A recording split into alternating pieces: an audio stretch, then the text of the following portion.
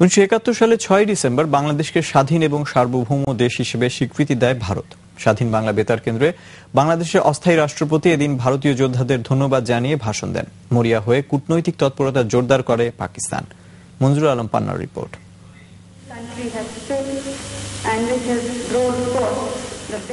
71-এর 6 December Bharat বাংলাদেশকে স্বীকৃতি দিলে আন্তর্জাতিক রাজনীতিতে পাল্টে যায় অনেক হিসেব নিকেশ।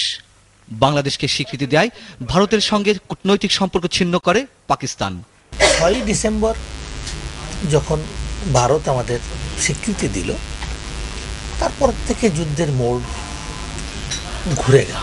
অন্যদিকে এই স্বীকৃতি মুক্তিযোদ্ধাদের মনোবল বাড়িয়ে দেয় আরও। বাংলাদেশ ভারত যৌথ কমান্ডের কাছে স্বাধীন হয় বাংলার আকাশ।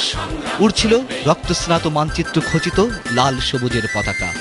যৌথ বাহিনী গঠিত হওয়ার আগেই প্রায় 80% এলাকা আমাদের নিয়ন্ত্রণে ছিল।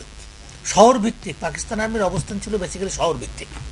তারা সব জায়গার থেকে আস্তে আস্তে গড়তে শহরে চলে আসে এবং তারা সীমান্তও ছেড়ে দেয়। এই সময়ের মধ্যে সীমান্ত ছেড়ে দিয়ে শহর ভিত্তিক হয়ে পড়ে।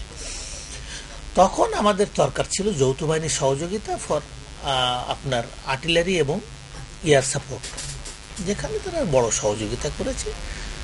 এদিন জাতিসংঘ নিরাপত্তা পরিষদে পাক ভারত যুদ্ধবিরতি সংক্রান্ত মার্কিন প্রস্তাবের উপর সোভিয়েত ইউনিয়ন দ্বিতীয়বারের মতো ভেটো দেয়। এদিকে পরাজয় ঠেকাতে পাক হানাদাররা যুদ্ধের মাঠে এবং পাকিস্তান সরকার কূটনৈতিক পর্যায়ে সর্বশক্তি দিয়ে লড়াই শুরু করে।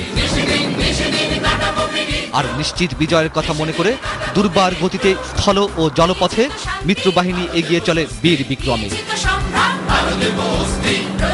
একে একে শত্রুমুক্ত হতে থাকে বিভিন্ন অঞ্চল।